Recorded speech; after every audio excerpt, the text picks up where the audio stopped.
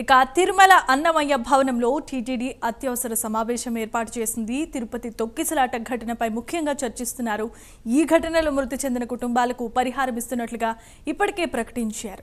వైకుంఠ ద్వార దర్శనానికి సంబంధించిన టోకెన్ల జారీ ప్రక్రియపై పాలక మండలి మళ్లీ సమీక్ష నిర్వహిస్తోంది. దర్శనాలకు సంబంధించి సీఎం చంద్రబాబు సూచనలపై టీటీడీ సభ్యులు చర్చిస్తున్నారు. ఇదే అంశానికి సంబంధించిన మరిన్ని అప్డేట్స్ ను అందించడానికి చిత్తూరు నుండి మా కరెస్పాండెంట్ హరిబాబు లైవ్ ద్వారా సిద్ధంగా ఉన్నారు. Haribabu, over to you.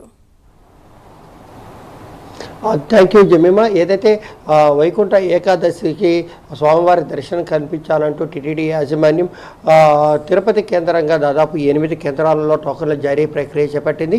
అయితే 2000 కోవిడ్ తర్వాత ఈ నిర్ణయాన్ని టీటీడీ యాజమాన్యం తీసుకుంది. అంతకుముందు ఎప్పుడైనా సరే భక్తులు నేరుగా వైకుంఠ ఏకాదశి ఇతర పర్వదినాలలో టోకన్ సిస్టమ్ని టీటీడీ రద్దు చేసేది. ఆ కారణంగా భక్తులు నేరుగా తిరుమలకి వెళ్ళి తిరుమల క్యూ కాంప్లెక్స్లో వేచి ఉండి ఎవరు మొదట వెళ్ళారో వాళ్ళు మొదట సోమవారం దర్శనం చేసుకుని బయటకు వచ్చే పద్ధతి ఉండేది. ఆ పద్ధతి కాదంటూ భక్తులు నియంత్రించాలంటూ గత వైసీపీ ప్రభుత్వం కోవిడ్ తర్వాత టోకన్ల జారీ విధానాన్ని తీసుకురావడం జరిగింది. అట్లాగే వైకుంఠ ఏకాదశి, ద్వాదశి 2 రోజులు మాత్రమే చాలా విశిష్టమైన పర్వదినాలుగా టీటీడీ పేర్కొంటున్న నేపథ్యంలో అది కాదని చెప్పని 10 రోజుల పాటు వైకుంఠ ద్వారాలు తెరిచే ఉంటాం, భక్తులందరూ స్వామివారి దర్శనానికి చేసుకోవచ్చు అంటూ టీటీడీ కూడా గత వైసీపీ ప్రభుత్వం హయాంలో ఒక నిర్ణయాన్ని తీసుకురావడం. ఈ నిర్ణయాన్ని అమలు చేసే ప్రయత్నం కూడా చాలా వరకు చేసిన ప్రయత్నాలు జరుగుతున్నాయి. అయితే కొత్తగా ఏర్పడిన కూటమి ప్రభుత్వం కూడా పాత సంప్రదాయాన్ని ఇక్కడ కొనసాగించే ప్రయత్నం చేయడం అనేది కొంత అనుకోని పరిణామాలకి దారితీసింది.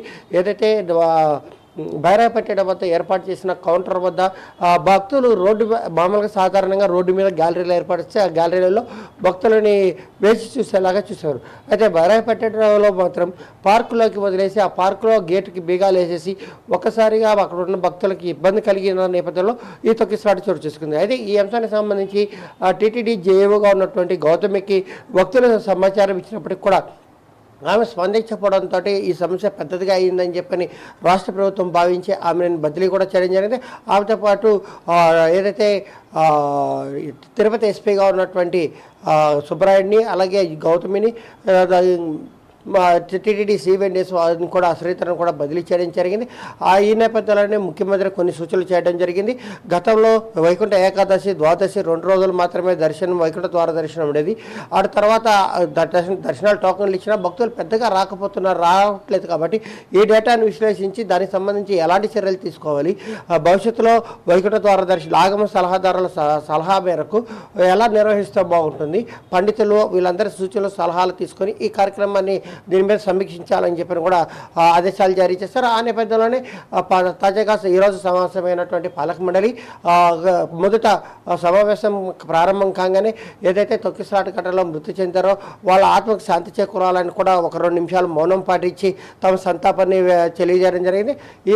అదే క్రమంలోనే ఏదైతే పిఠాపురంలో డిప్యూటీ సీఎం పవన్ కళ్యాణ్ కూడా ఏదైతే టీటీడీ ఈఓ చైర్మన్ బోర్డు సభ్యులు కూడా బహిరంగంగా ఈ ఘటనకు సంబంధించి క్షమాపణ చెప్పాలి, బాధ్యతాయుతంగా అధికారంలో ఉన్నప్పుడు బాధ్యతాయుతంగా వ్యవహరించాలి. కాబట్టి బాధ్యతాయుతంగా ప్రతి ఒక్కరూ ప్రజలకి జరిగిన సంఘటనకు సంబంధించి క్షమాపణ చెప్పాలని చెప్పి ఆయన డిమాండ్ చేసిన పరిస్థితి కూడా కనిపించింది. సాయంత్రం 4 గంటలకి సమావేశం ప్రారంభం కాగానే మృతులకి ఆత్మకి శాంతి చేకూరాలంటూ కూడా ఏదైతే బోర్డు సభ్యులందరూ ఏకగ్రీవ తీర్మానం చేసి వాళ్ళకి నివాళులు అర్పించిన పరిస్థితి కనిపిస్తుంది. 2 నిమిషాలు మౌనం కూడా పాటించారు. అయితే ఈ నేపథ్యంలోనే వాళ్ళకి సంబంధించి టీటీడీకి సంబంధించి ఇప్పటికే తిరుమల శ్రీవారి దర్శనానికి వచ్చి ఏదైనా ప్రమాదానికి గురైనా మరణించినా వాళ్ళకి 10 లక్షల రూపాయలు ఇన్సూరెన్స్ అందించే ఒక ఇన్సూరెన్స్ స్కీమ్ అయితే టీటీడీ వద్ద ఉంది. దానికి సంబంధించి కూడా ఈరోజు టీటీడీ పాలక మండలిలో చర్చించి మృతులకి టీటీడీ తరఫున ఎలాంటి పరిహారం అందించాలి, ఏం చేయాలన్న దాని మీద పాలక మండలి ఒక నిర్ణయం తీసుకునే అవకాశం ఉంటుంది.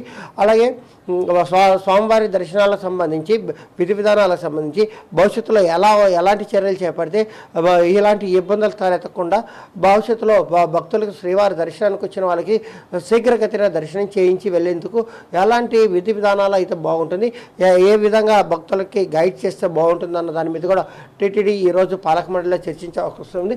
కాకపోతే తిరుమలలో ఆధ్యాత్మిక కేంద్రంగా భక్తి ఏదైతే ఆలయానికి సంబంధించి స్వామివారికి సంబంధించి ఆ కార్యక్రమాలను నిర్వహిస్తున్న నేపథ్యంలోనే ఏదైతే విఐపీ కల్చర్ అనేది టీటీడీకి కొంత కలవరపాటు గురి చేస్తున్న నేపథ్యంలో డిప్యూటీ సీఎం కూడా విఐపీ అంటే సామాన్యులనే వీఐపీలుగా ట్రీట్ చేయాలి, కానీ వీఐపీలని ఉన్నతంలో ఉన్నత స్థానం కల్పించడం కాదంటూ కూడా చేసిన వ్యాఖ్యల నేపథ్యంలో పాలక మండలి ఎలాంటి నిర్ణయం తీసుకుంటుంది, ఈ అంశానికి సంబంధించి వీఐపీలను తగ్గించేందుకు ఎలాంటి చర్యలు తీసుకుంటుంది, ప్రోటోకాల్కి సంబంధించి రెఫరెన్స్లు కానీ ఇవన్నీ గతంలో ఎప్పుడూ లేని నేపథ్యంలో ఈసారి ఎలాంటి టీటీడీ పాలక మండలి ఏ మేరకు చర్యలు తీసుకుంటుంది, ఎలా వ్యవహరించబోతుంది అన్నది కూడా ఒక చర్చనీయాంశంగా మారిన నేపథ్యంలోనే తాజాగా పవన్ కళ్యాణ్ సూచనలు అలాగే ముఖ్యమంత్రి ఇచ్చినటువంటి సూచనల నేపథ్యంలో వీళ్ళు పాలక మండలి తీసుకోబోయే నిర్ణయం రాబోయే రోజుల్లో టీటీడీకి మంచి పేరు తీసుకొస్తుందని చెప్పి మాత్రం ఆశించాల్సిన పరిస్థితి అయితే నెలకొంది Jemimah. Right, thanks for the updates and details Haribabu.